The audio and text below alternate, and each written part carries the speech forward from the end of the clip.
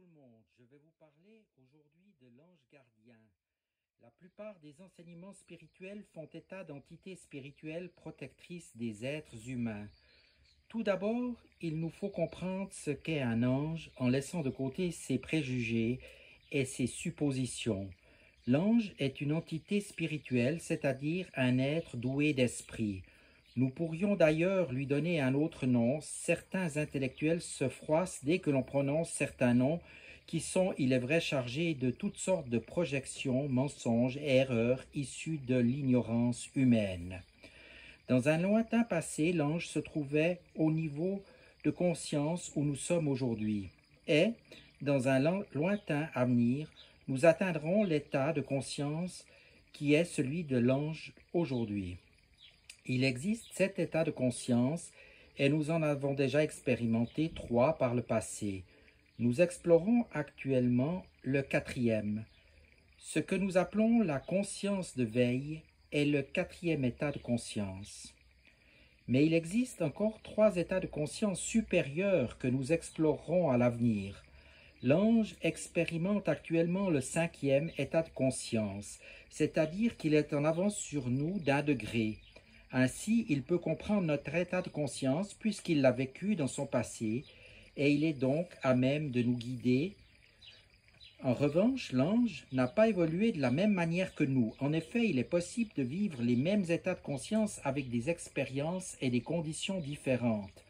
Ainsi, nous apprenons la conscience de veille, 4e état de conscience, en nous incarnant sur la terre, tandis que l'ange ne s'est jamais incarné dans un corps de chair comme nous. Pourtant, il a bien traversé le même état de conscience qui est celui de l'être humain actuel. Ainsi, l'ange comprend bien comment nous pouvons vivre au mieux notre état de conscience, mais il ne saisit pas toujours les conditions matérielles dans lesquelles nous l'expérimentons. La grosse différence entre lui et nous est le fait que nous disposons d'un corps physique alors que lui n'en a jamais eu. En effet, son corps, le plus dense, est le corps éthérique ou vital qui lui permet de vivre dans le monde éthérique ou élémentaire, plan le plus proche du monde physique. Du fait qu'il ne dispose pas d'un corps physique, il n'a pas de perception directe du monde physique. Il ne peut le percevoir qu'à travers nous. Imaginez que vous descendiez avec un scaphandre dans les fonds sous-marins et que vous expliquiez par radio ce que vous voyez à quelqu'un qui est resté à la surface. Une autre différence essentielle est dans la manière qu'a l'ange d'entrer en communication avec ses semblables. Dans le monde de l'ange, il n'y a nul besoin de parler. L'ange ne parle pas. Il communique par ce que certains appelleraient télépathie. Cependant, il ne s'agit pas véritablement de ce qu'on en appelle la télépathie, mais d'un moyen de communication que nous pourrons nommer communion. En effet, lorsque 2 anges veulent se communiquer quelque chose, ils s'unissent. Cela demande quelques explications. Chez l'être humain, la pensée et la volonté, bien que reliées l'une à l'autre, fonctionnent séparément. Cela explique que, souvent, l'individu pense quelque chose et agit autre chose, voire même l'opposé de ce qu'il a pensé. C'est le grand drame de l'être humain contemporain. L'ange ne peut pas avoir ce genre de problème. Ce qu'il veut est ce qu'il pense et inversement.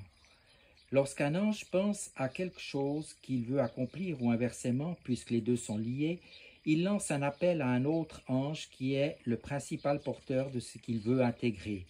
Ce dernier répond à cet appel et il vient s'unir au demandeur. Par exemple, notre ange veut accéder à telle connaissance. Il lance un appel pour entrer en relation avec une autre entité spirituelle qui possède cette connaissance, soit un autre ange, soit une entité plus élevée. L'entité porteuse de la connaissance répond à l'appel et elle vient rencontrer notre ange. Ce dernier est réceptif et l'entité connaissante s'unit alors à lui, c'est-à-dire que sa lumière connaissance le pénètre. En un instant, de manière intuitive, notre ange a reçu et intégré cette connaissance venant de l'autre entité. Cela est instantané puisqu'il n'y a pas de différence entre la pensée et la volonté. Chez l'être humain, la volonté a besoin de 4 fois plus de temps que la pensée pour intégrer une connaissance. S'il nous faut 1 semaine pour comprendre quelque chose, il nous faudra 4 semaines pour l'intégrer dans notre volonté et en faire ce que nous appelons un vécu. Dans l'idéal, afin de communiquer au mieux avec notre ange gardien, nous devrions être capables de fonctionner comme lui. Mais cela est quasiment impossible, car nous avons un corps physique qui fait barrage à cette communion angélique, et de plus notre pensée et notre volonté sont trop séparées. Enfin, cela nous demanderait un niveau de conscience supérieur à celui auquel nous vivons actuellement. Il nous faudrait accéder au même niveau de conscience que celui de l'ange. Heureusement, la situation n'est pas désespérée, car il est possible de transformer notre pensée afin de l'unir à notre volonté, ce qui facilite la relation avec l'ange. En résumé, l'ange est une entité spirituelle en avance d'un niveau de conscience par rapport à l'être humain. Dans un lointain passé, il a traversé l'état de conscience dans lequel nous sommes aujourd'hui, ce qui lui permet de nous comprendre et de nous guider. Il ne dispose pas d'un corps physique et il ne peut descendre que dans le monde éthérique, le plan suprasensible le plus proche de nous.